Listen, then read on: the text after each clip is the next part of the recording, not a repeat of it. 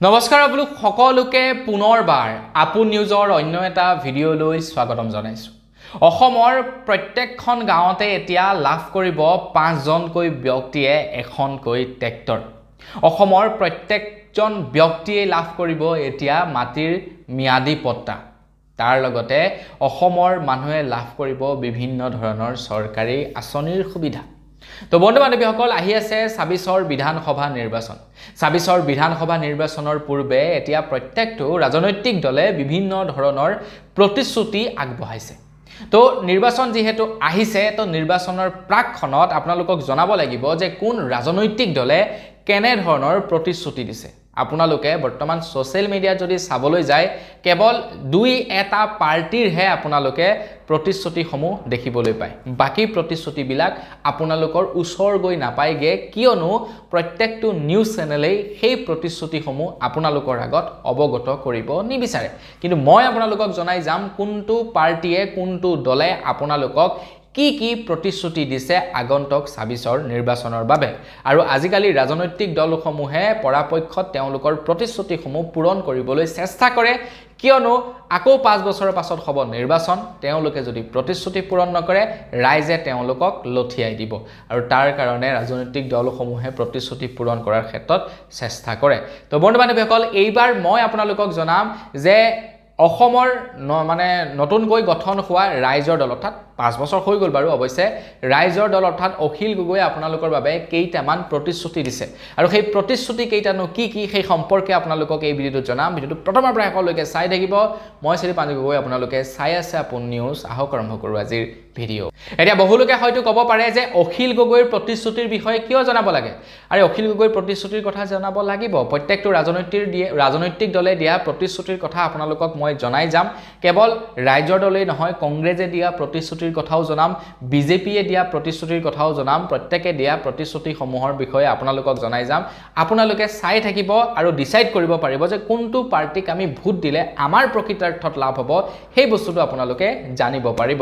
তো ৰাইজৰ দলৰ অখিল গগৈ ডাঙৰীয়া, ৰাইজৰ দলৰ সভাপতি অখিল গগৈ ডাঙৰীয়াই কৈছে যে বছৰত 3বাৰকৈ খেতি কৰিব পৰাকৈ অসমৰ খেতিয়কসকলক পানী যোগানৰ ব্যৱস্থা কৰি দিব বুলি জনাইছে অখিল গগৈ ডাঙৰীয়াই।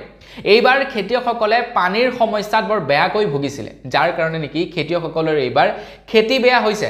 কাৰণ অসম চৰকাৰে খেতিয়কসকলক পৰ্যাপ্ত পৰিমাণৰ পানী যোগান নধৰে।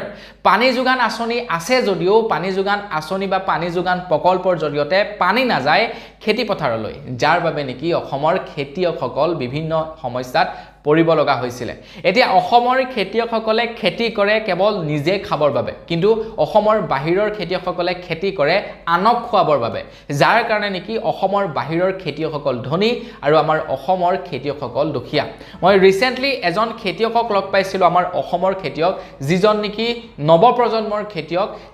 তেখেতে কাঠফুলাৰ খেতি কৰি প্ৰত্যেক দিনে 1 কুইণ্টেল 2 কুইণ্টেল কাঠফুলা বিক্ৰী কৰে, আৰু তেখেতে কাঠফুলা বিক্ৰী কৰে প্ৰায় 100 টকা দৰত। এতিয়া আপোনালোকে নিজেই কেলকুলেট কৰক যে প্ৰত্যেক দিনে তেখেতে কিমান টকা উপাৰ্জন কৰি আছে, মাহিলী কিমান টকা উপাৰ্জন কৰি আছে। গতিকে খেতিৰ কাৰণে সেই সুবিধাকণ কৰি দিব ৰাইজৰ দলে। তাৰ পাছতেই আকৌ ৰাইজৰ দলে প্ৰতিশ্ৰুতি দিছে যে যিসকল খেতিয়কে বছৰেকত 3বাৰ খেতি কৰিব তেওঁলোকৰ কৰ ৰেহাই দিব বুলি জনাইছে। খাজনা ৰেহাই দিব খেতিয়কসকলৰ, কিন্তু বছৰেকত 3বাৰকৈ খেতি কৰিব লাগিব। আমাৰ অসমৰ খেতিয়কসকলক খেতিমুখী কৰিব ৰাইজৰ দলে। ৰাইজৰ দলৰ কাম হ'ল যে মানুহক এলেহুৱা কৰাৰ পৰিৱৰ্তে, আঁচনিৰ নামত ধন টকা পইচা দিয়াৰ পৰিৱৰ্তে তেওঁলোকক সেই সুবিধাসমূহ কৰি দিয়া যি সুবিধাৰ জৰিয়তে নিজে স্বাৱলম্বী হ'ব পাৰে। এতিয়া খেতিয়কসকলে যদি খেতি কৰা আৰম্ভ কৰে তাতনো কি বেয়া কথাটো হ'ল। খেতি কৰিব, 2 পইচা উপাৰ্জন কৰিব, নিজে খাবৰ কাৰণে নহয় আনক খুৱাবৰ কাৰণে খেতি কৰক আৰু 2 পইচা উপাৰ্জন কৰক। তাৰ পাছতেই কৈছে যে বিৰোধীৰ চৰকাৰ অহাৰ লগে লগে প্ৰত্যেকখন গাঁৱৰে 5জনকৈ যুৱকক ট্ৰেক্টৰ প্ৰদান কৰিব বুলি জনাইছে। অসমৰ যিমানবিলাক গাঁও আছে প্ৰত্যেকখন গাঁৱৰে 5জনকৈ যুৱকক ট্ৰেক্টৰ প্ৰদান কৰিব খেতি কৰিবৰ কাৰণে। ৰাইজৰ দলৰ টোটেলি খেতিৰ ওপৰতে তেওঁলোকে প্ৰতিশ্ৰুতি কেইটা দিছে, আৰু ঢেৰ প্ৰতিশ্ৰুতি দিছে, কিন্তু তেখেতলোকে কৈছে যে খেতিয়কসকলক খেতি কৰিবৰ কাৰণে প্ৰত্যেকখন গাঁৱত 5খনকৈ ট্ৰেক্টৰ প্ৰদান কৰিব বুলি জনাইছে। এতিয়া আমাৰ অসমত কিন্তু বহুখিনি গাঁও আছে। আকৌ কিমান গাঁও আছে আপোনালোকে গুগলত সাৰ্চ কৰিলে গম পাব আমাৰ অসমত কিমান লাখ গাঁও আছে।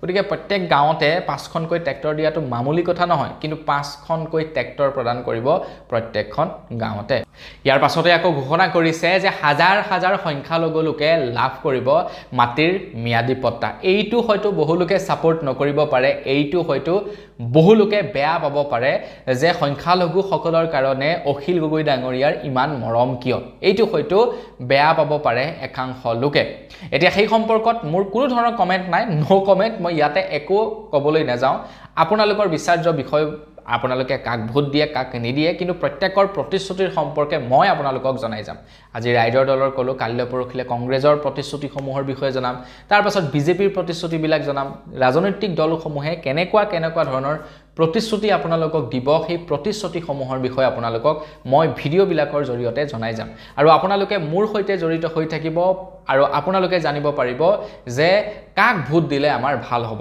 মইতো আপোনালোকক যে কম যে পাৰ্টিক নহয় সদায় পাৰ্থিক ভোট দিব পাৰ্টিক ভোট দিলে লখিমপুৰৰ নাওবৈছা সমষ্টিৰ নিচিনা হ'ব আপোনালোকে লখিমপুৰ নাওবৈছা সমষ্টিৰ বিষয়ে এবাৰ ভালদৰে মানে মানুহক সুধি চাবচোন কি হৈছে বৰ্তমান সময়ত পাৰ্টি চাই ভোট দিয়াৰ কাৰণে যদি পাৰ্থী চাই ভোট দিলেহেঁতেন আজি আমাৰ অসমৰ লখিমপুৰ ডিস্ট্ৰিক্টৰ নাওবৈছা খুব ভাল হ'লতে কিন্তু কেৱল পাৰ্টি চালে মানুহ আৰু যাৰ কাৰণে এতিয়া লখিমপুৰ নাওবৈছা সমষ্টি বৰ ভাল নহয় মানে এতিয়া ৰঙানদী সমষ্টি হ'ল আগতে নাওবৈছা আছিলে এবাৰ সুধি চাব কি অৱস্থা হৈছে গতিকে সেই কাৰণে কওঁ যে পাৰ্টি চাই ভোট নহয় পাৰ্থী চাইহে ভোট দিব লাগে তো বন্ধুসকল বস আজিৰ ভিডিঅ' জনাবলগীয়া খবৰ ইমান কেইটাই আছিলে খবৰ কেইটা জানি কেনে পালে কমেন্ট সেকশনত জনাব যদি ভাল লাগিলে লাইক এটা কৰি দিব চেনেলটো সাবস্ক্ৰাইব কৰা নাই সাবস্ক্ৰাইবটো কৰি ল'ব পুনৰ এটা ভিডিঅ' লগ পোৱাৰ বাবে বিদায় মাগিছোঁ ধন্যবাদ জয় অসম